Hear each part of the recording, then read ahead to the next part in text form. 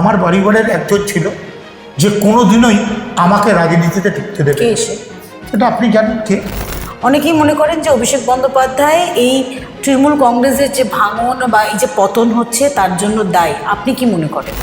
একজনের ওপর ভরসা করে আজকে তৃণমূল কংগ্রেস চলতে পারে না। যে তৃণমূল কংগ্রেসের গ্রাসরুটই ছিল না, তাকে নিয়ে এত কিছু ভেবে লাভ কি? একজন বলতে সেই গ্রাসরুট বলতে অভিষেক বন্দ্যোপাধ্যায়। শুভেন্দুদাকে ফোন করে বললাম যে দাদা, আমি আপনার সঙ্গে একটু ঘুরতে চাই, কথা বলতে চাই, আপনি যদি উদ্যোগ নিন। উনি আমাকে সব সুযোগ দিয়েছে। সেই দিন যদি ঢুকে যেতাম আজকে আমার খুব ভালো হতো, পোস্ট ময়দানটাও ভালো হতো, পলিটিক্সটাও ভালো হতো। কিন্তু সেই দিন ঢুকিনি বলে আমি অন্যায় করেছি। একসময় শুভেন্দু অধিকারীর সঙ্গে বন্দ্যোপাধ্যায় পরিবারের খুব ভালো একটা সম্পর্ক ছিল। এই শুভেন্দুদা সম্পর্ক ভীষণ নষ্টের ভালো মানুষ। দায়টা কার? কে দায়ী? দায়ী, 100% দায়ী। মাথায় রাখবেন, দিদির আশেপাশে যারা ঘোরাঘুরি করছে তারাই দায়ী। সন্তান স্নেহে অভিষেক বন্দ্যোপাধ্যায়কে যেভাবে একেবারে দলের মুখ করে তুলেছিলেন, সেই জায়গায় যদি তার 6 ভাইয়ের মধ্যে কোনো এক ভাইকে যদি এগিয়ে দিতেন বা একটু বেশি ভরসা করতেন, তাহলে কি তৃণমূল কংগ্রেসের আজকে এই হাল হতো? যদি ভাইদের প্রতি সহানুভূতি দিদির বেশি থাকতো না, ভাইরা কিন্তু দিদিকে আগলে রাখতো। যেদিন থেকে শুভেন্দু অধিকারী চলে গেছে, ভিত নড়ে গেছে।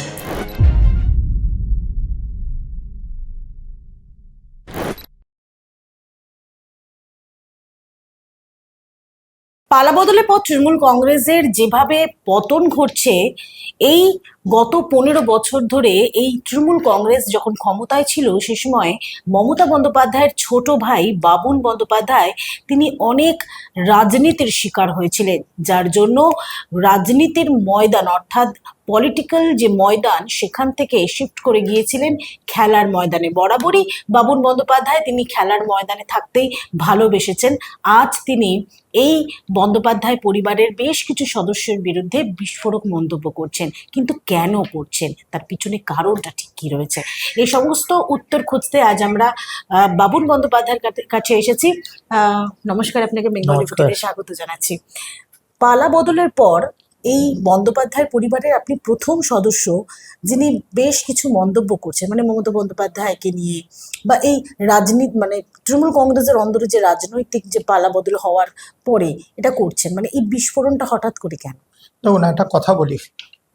প্রথম কথা হচ্ছে, পোস্টকোড অনুযায়ী বেঙ্গল অলিম্পিক অ্যাসোসিয়েশনের আমি 12 সালে জয়েন্ট সেক্রেটারি ছিলাম, 16 সালে আমি সেক্রেটারি ছিলাম, 20 সালে আমি প্রেসিডেন্ট ছিলাম। তখন আমাকে একটা হারিয়ে দেওয়ার একটা প্রবণতা তৈরি করেছিল অরূপ বিশ্বাস, কিন্তু সেটা হারাতে পারিনি। আমি জিতে গেছিলাম, প্রেসিডেন্ট হয়েছিলাম। 24 সালে আবার ইলেকশন হয়। সেই ইলেকশনে আমাকে দাঁড়িয়ে থেকে হারানোর জন্য যা যা কর্মসূচি ভেবেছিলেন সব কর্মসূচি নিয়ে 250 পুলিশ প্রশাসন, সরকারের সমস্ত মানুষ নিয়ে, আজকে তাদের আধিকর্তাদের নিয়ে আমাকে হারানোর জন্য যা যা সিস্টেম ছিল সব সিস্টেম মেনটেন করেছে। সবচেয়ে বড় কথা হচ্ছে, এই পালা বদল হওয়ার পরেই একটা হঠাৎ আমার কাছে একটা চিঠি আছে। সেই চিঠিটা কোথা দিয়ে? বেঙ্গল অলিম্পিক থেকে। সেই চিঠিটা আছে যে আমি বেঙ্গল অলিম্পিকের অনেকগুলো অ্যাসোসিয়েশন গার্ড করে রেখেছি। আমি গার্ড করে রাখিনি। পোস্টকোড অনুযায়ী আমায় যেদিন চিঠি দিয়েছে তার চিঠির সঙ্গে সঙ্গে উত্তর আমি বাইরে ছিলাম। আমি কিছুদিন টাইম নিয়ে সর্বপ্রথম পোস্টকোড মেনেছি। ভারত সরকারের পোস্টকোড আমি, তার কারণ ভারত সরকারের পোস্টকোডটা মেনেছি এই কারণেই, কারণ আমি হ্যান্ডবলের প্রেসিডেন্ট ছিলাম, আমি টেবিল টেনিসের প্রেসিডেন্ট, আমি বক্সিংয়ের সেক্রেটারি। আমি সেই জন্য বক্সিং আর হ্যান্ডবলটাকে রিজাইন ইভেন্ট আমি মেল করে পাঠিয়ে দিলাম সঙ্গে সঙ্গে। এখনো পর্যন্ত কেউ করতে পারিনি, যেটা সর্বপ্রথম আমি করেছি। এটা শুরু হয় পালা বদলের পরে। তা হওয়ার পরেই সঙ্গে সঙ্গে পালা বদলের, আমারও পোস্ট ময়দানের পালা বদল। সেই জন্য আমি পালা বদলটা করলাম ফার্স্ট টেবিল টেনিস দিয়ে, আর দুটোকে দিয়ে দিলাম। সেটা আমি ক্রীড়ামন্ত্রী নিশীথ পরামানিককেও জানিয়েছি। সামনাসামনি টুটুদার স্মরণ সভায় তার সঙ্গে দেখা হয়েছিল, ক্রীড়ামন্ত্রীকে জানিয়েছি যে ভারত সরকারের কোড অনুযায়ী আমি আপনার জায়গাকে মান্যতা দিয়েছি। উনি আমার কথা শুনেছেন। সেই থেকেই কিন্তু আমার পালা বদল পোস্ট ময়দানে। কিন্তু বন্দ্যোপাধ্যায় পরিবারের অনেকেই রাজনীতির সঙ্গে যুক্ত। অভিষেক বন্দ্যোপাধ্যায় যদি কথা বলি বা কার্তিক বন্দ্যোপাধ্যায়, কাজরি বন্দ্যোপাধ্যায়, এরা রয়েছেন। বাবুন বন্দ্যোপাধ্যায় কেন খেলার মাঠে সীমাবদ্ধ থাকতেন? যেমন বাবুন ব্যানার্জি যখন রাজনীতি করতো তখন এরা কেউ রাজনীতি করতো না, এটা মাথায় রাখবেন। বাবুন ব্যানার্জি যখন রাজনীতি করতো তখন মমতা বন্দ্যোপাধ্যায় রাজনীতি করতো, তার সঙ্গে অভিষেক বন্দ্যোপাধ্যায়ের বাবা ছিল, তার সঙ্গে আকাশের বাবা ছিল, তার সঙ্গে আর রাজনীতি করবার মতো খুব কম লোক ছিল, আমার চর্দি ছিল। কিন্তু আর রাজনীতির লোক যখন ছিল না, আর আমার ছোটদা ছিল গণেশ ব্যানার্জি, রাজনীতি করতো। কিন্তু রাজনীতি যখন আমি স্টার্ট করি তখন তারা ছিল না। কিন্তু আমি রাজনীতির ময়দানে না এমএলএ, না এমপি, না কাউন্সিলর, না পঞ্চায়েত নেতা, কিচ্ছু না। ইভেন আমার এটা তৃণমূলের কোনো অফিসিয়াল কিচ্ছু নেই, কখনো ইচ্ছে করে কোনো কিছু নেই, না দিতে চাইনি। তো আমি হব কি করে? আমায় যদি আপনি মেম্বারশিপ না দেন তা আমি মেম্বারশিপ কি জোর করে নেব?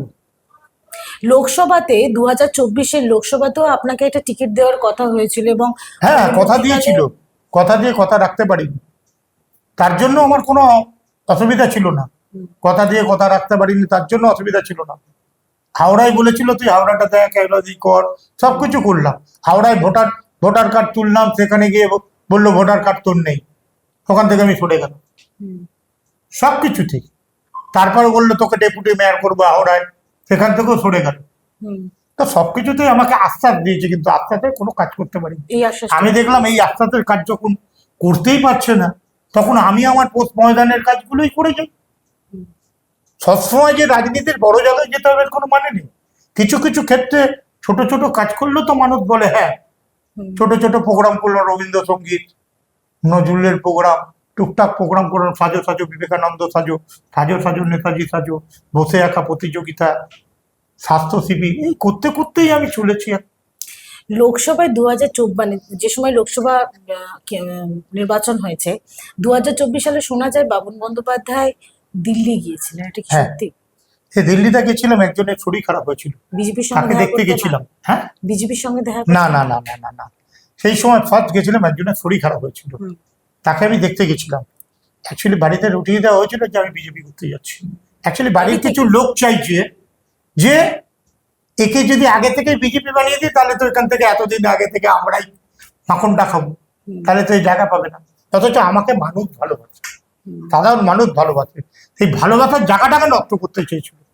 আর আমি দেখলাম না নষ্ট হয়েও, আমি যদি না দোষ করেও যদি দোষী হই, তাহলে একটু দোষী হয়েই দেখি। তারপরে আমি কি করলাম, তারপরের দিন আমি শুভেন্দুদাকে ফোন করলাম। শুভেন্দুদাকে ফোন করে বললাম যে দাদা, আমি আপনার সঙ্গে একটু বলতে চাই, কথা বলতে চাই, আপনি যদি উদ্যোগ নিন। উনি আমাকে সব সুযোগ দিয়েছে, তোমার অনেকবার কথা হচ্ছে, সেই সুযোগ সব সুযোগ, সব দিক দিয়ে, যেটা যা দরকার, তুমি কোথায় দাঁড়াবে, কি করবে না করবে, সব কিছু বলেছে। কিন্তু আমি হয়তো ওনার কথাটা রাখতে পারিনি। উনি আমায় দিয়েছেন, কেন উনি আমার কিন্তু এত বড় আমাকে আশ্বাস দিয়েছে, যে আশ্বাস কিন্তু আমি ওনাকে দিতে পারি। কারণ আমার বাড়ির এত চাপ, তখন মেয়ের বিয়ে হয়নি, এবার মেয়ের বিয়ে হয়নি, তখন আমার খুব কষ্টের মধ্যে দিয়ে চলছে, যে মেয়ের বিয়েটা হচ্ছে না, পরিবারের লোক কেউ ভাববেন, এটা তো খারাপ লাগে। একটা পরিবারে যাই ভাবো, কেউ মুনমান, কেউ ইস্তমল হতে পারে, কিন্তু পরিবারের ভাগে যদি ফ্যামিলির লোক না আসে তখন তো দেখতে খারাপ লাগে। তার জন্য আমি একটু পিছিয়ে গেলাম, এবার ফ্যামিলির চাপে।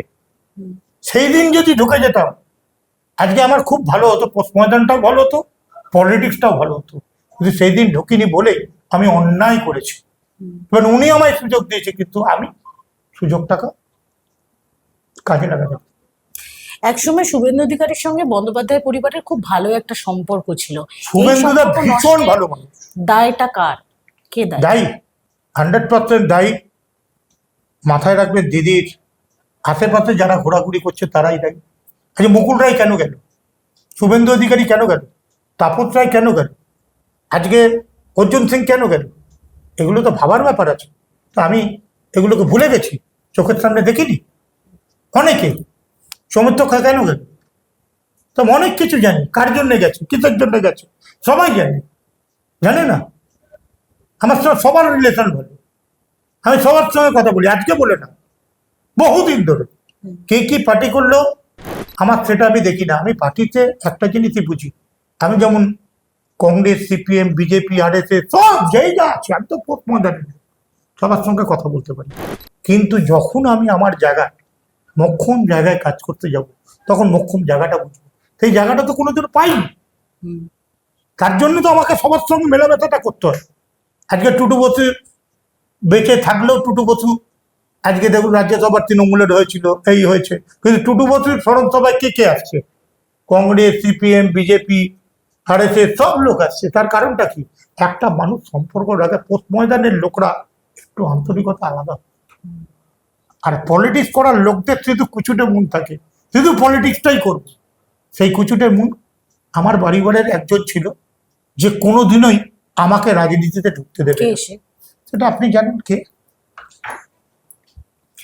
এই যে রাজনীতির ময়দানে আপনি একেবারে তৃণমূল কংগ্রেসে যখন মমতা বন্দ্যোপাধ্যায় রাজনীতি করছেন সেই সময় থেকে আপনি আপনার দিদিকে দেখে গিয়েছেন। হ্যাঁ, প্রথম দিন থেকে। আদি এবং নব্য যে তৃণমূল কংগ্রেস, হ্যাঁ। এদের মধ্যে পার্থক্যটা কোথায়? দেখুন, আমি একটা কথা বলি, 81 থেকে রাজনীতি করে 2012 পর্যন্ত রাজনীতি করেছি, তাতে কোনো অসুবিধা হয়নি। কি পোস্ট পেলাম না পেলাম সেটা নিয়ে প্রবলেম হয়নি। তখন তো আমি অ্যাজ এ কর্মী একটা। কিন্তু 12-র পর থেকে যে জিনিস দেখেছি, এই জিনিস আমি সারা জীবনের জিনিস ভাবতে পারছি না যে জিনিস কি কি দেখেছি। যেমন আমাকে দিদি ভালোবাসতে পারবে না, আমাকে দিদি কিছু দিতে পারবে না, আমার পরিবারের প্রতি দিদির একটা ভালোবাসা সেটা রাখতে পারবে না, অনেক কিছু চেঞ্জ করে দিয়েছে। কারা? পরিবারেরই লোক, যার জন্য তো আজকে এই অবস্থা হচ্ছে, চোখের সামনে আমরা দেখছি। অনেকেই মনে করেন যে অভিষেক বন্দ্যোপাধ্যায় এই তৃণমূল কংগ্রেসের যে ভাঙন বা এই যে পতন হচ্ছে তার জন্য দায়ী। আপনি কি মনে করেন? কে দেখুন, দায়ী? একটা কথা বলবো, মমতা ব্যানার্জি যদি ঠিকভাবে রাজনীতি করতো, মমতা ব্যানার্জির মতো অত বড় লিডার, এত বড় আন্তরিকতার খুব কম ছিল। তো মমতা বন্দ্যোপাধ্যায়ের সেই জাজমেন্ট ভুলের জন্য আজকে কিন্তু অনেক কিছু ক্ষতি হয়ে গেল। এখন দেখা যাচ্ছে গতকাল পোস্ট পোল ভায়োলেন্সকে কেন্দ্র করে একগুচ্ছ কর্মসূচি নিয়ে মমতা বন্দ্যোপাধ্যায় ধর্মতলায় অবস্থানে বসেছিলেন। সেখানে এই দলের 80 জন বিধায়কের মধ্যে মাত্র 6 থেকে 10 জনের মধ্যে মতন বিধায়ক তার পাশে এসে দাঁড়িয়েছেন। কিন্তু তার ডান দিক বাঁ দিক এই যে ববি হাকিম থেকে শুরু করে অরূপ বিশ্বাস, এদের কাউকে তো দেখাই গেল না। অ্যাকচুয়ালি আমি আর একটা কথাও বলবো, যে মমতা ব্যানার্জিকে ভালোবেসে কিছু পুরনো লিডাররা আজও আছে, কালও থাকবে। আর একটা জিনিস আছে, রান্না করতে প্রচুর সময় লাগে, খেতে 5 মিনিট। খেয়ে নিল কি এটা বুঝতে হবে। ঋতব্রত বন্দ্যোপাধ্যায়, সন্দীপন সাহা, তারা এইসব কোনো নামের চেয়েও বড় নাম কি জানেন? মমতা বন্দ্যোপাধ্যায় আর ঋতব্রত বন্দ্যোপাধ্যায়, সন্দীপন সাহা, তবেই কিন্তু তৃণমূল কংগ্রেস। আদার্স কোনো নামের কোনো নাম নেই। আমি যা বলছি আপনি শুনে নিন।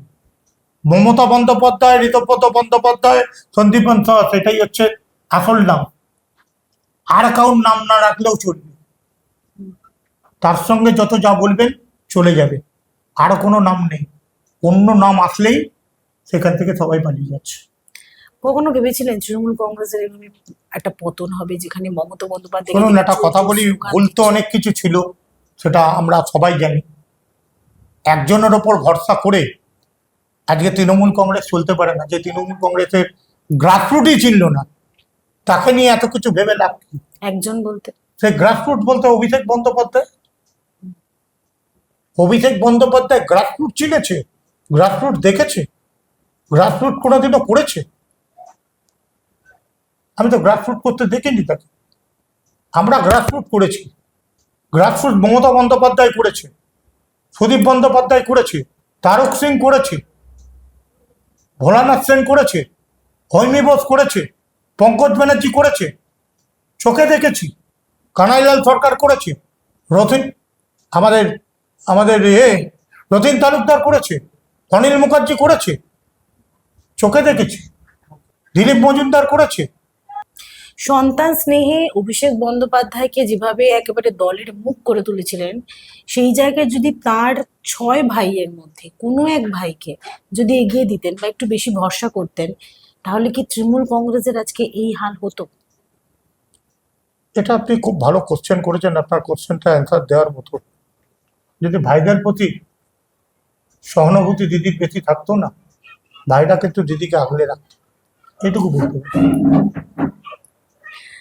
শুভেন্দু অধিকারী, যিনি এই মুহূর্তে রাজ্যের মুখ্যমন্ত্রী, তিনি যদি আপনাকে কাজ করার সুযোগ দেয় হ্যাঁ, বা বিজেপিতে যোগদান করিয়ে, যদি আপনি যেহেতু স্পোর্টসের দিকেই স্পোর্টসের সবসময় দিকটা থাকেন, আমার সবসময় শুভেন্দুদাকে কাজে লাগবে, হুম, এবার নিশ্চিত পরামানিককে কাজে লাগবে। উনি যদি আমায় সেই সুযোগ দেয়, নিশ্চয়ই ওনার সুযোগে আমি কাজে লাগাবো। যোগাযোগ করার চেষ্টা হ্যাঁ, করছেন? নিশ্চয়ই যোগাযোগ করার চেষ্টা করবো। আমি চেষ্টা করবো, ইভেন আমি যাবো ওনাকে, ইভেন উনি মুখ্যমন্ত্রী হওয়ার পরে আমার একটা ওনার কাছে দুজনের কাছে যাওয়ার কথা। অ্যাপয়েন্টমেন্ট পেলেই আমি চলে যাবো। আপনি এতদিন ধরে মমতা বন্দ্যোপাধ্যায়কে মুখ্যমন্ত্রী হিসেবে দেখেছেন এবং 1 মাসে শুভেন্দু অধিকারীকেও মুখ্যমন্ত্রী হিসেবে দেখছেন। কোন মুখ্যমন্ত্রী এই মুহূর্তে মানে মুখ্যমন্ত্রী হিসেবে কেমন এই দুজনের দেখুন, এত মধ্যে? তাড়াতাড়ি আমি এই হিসাবে বলবো না। দেখুন, শুভেন্দু অধিকারীকে আমি শুভেন্দু দা হিসেবে চিনেছি। মুখ্যমন্ত্রী হিসেবে শুভেন্দু দাসকে যে পাওয়ার পেয়েছে, সে পাওয়ারে নিশ্চয়ই কাজ করবে। কাজ করার পরে কিছুদিন পরে নিশ্চয়ই বুঝতে পারবো যে উনি কাজের মানুষ, কাজ দেখিয়ে উনি আসল জায়গা তৈরি করবেন। আগের মুখ্যমন্ত্রী তো কাজ করেছে, কাজ করেনি তা না, কাজ করেছে, কিন্তু সেই মুখ্যমন্ত্রীকে সাপোর্ট দেওয়ার মতো সেই লোক ছিল না। হুম। কিন্তু এই মুখ্যমন্ত্রীকে সাপোর্ট দেওয়ার মতো প্রচুর ভালো ভালো মানুষ আছে। শুভেন্দু অধিকারী আর যখন মুখ্যমন্ত্রী ছিলেন মমতা ব্যানার্জি, তখন কিন্তু আমরা খুব ভালো কাজ দেখেছি। তখন মুখ্যমন্ত্রী কিন্তু আমরা দারুণ কাজ দেখেছি। যখন শুভেন্দু অধিকারী ছিলেন আর মমতা ব্যানার্জি ছিলেন, তখন কিন্তু মুখ্যমন্ত্রী হিসেবে দুজনের কাজ কিন্তু আমরা দেখেছি। মুখ্যমন্ত্রী হিসেবে মমতা ব্যানার্জি দারুণ কাজ করছে। যেদিন থেকে শুভেন্দু অধিকারী চলে গেছেন, ভিত নড়ে গেছে, এটুকু বলতে পারি। আচ্ছা, আমার তাহলে আরো একটা প্রশ্ন, সেটা হচ্ছে গত কয়েক বছরে রাজ্যের মানুষ এই ক্রীড়া থেকে কি পেয়েছে? হ্যাঁ, ক্রীড়া থেকে ভালোবাসা পেয়েছে। সেটা হচ্ছে মেসিকে দেখতে গিয়ে মেসিকে দেখতে পারিনি, মেসির বদলে অরূপ বিশ্বাসকে দেখেছে বেশি। কারণ মেসিকে আটকে দেওয়া হচ্ছে, বেশি অরূপ বিশ্বাসকে দেখা যাচ্ছে। তো এটা মানা যায় না। আমরা মেসির জন্য এত টিকিট কিনে সবাই দেখতে গেছিল, তারা মেসিকে দেখবে, তারা মেসিকে না দেখে বেশি অরূপ বিশ্বাসকে দেখেছে, এটা খারাপ লেগেছে। সেই সময় কি মমতা বন্দ্যোপাধ্যায়ের একটা স্ট্যান্ড নেওয়া উচিত ছিল না? দেখুন, সরকারের স্ট্যান্ড তো সবসময় থাকে, সরকারের মুখ্যমন্ত্রী সবসময় উচ্চতম জায়গায় থাকে, সবকিছু তারই দেখতে হবে নাকি? তাদেরও তো কি আক্কেল জ্ঞানটা থাকা উচিত ছিল, তাই না? অসংখ্য ধন্যবাদ। আপনারা এতক্ষণ দেখছিলেন বেঙ্গলি বইটি। এই ভিডিও যদি ভালো লাগে তাহলে লাইক, কমেন্ট, শেয়ার, সাবস্ক্রাইব করতে ভুলবেন না। www.bengaliboti.com আপনাদের জন্য রয়েছে সমস্ত খবর সাজানো, স্বাধীন কাছেহীন গেরিলা সাংবাদিকতার পাশে দাঁড়ান। অসংখ্য ধন্যবাদ।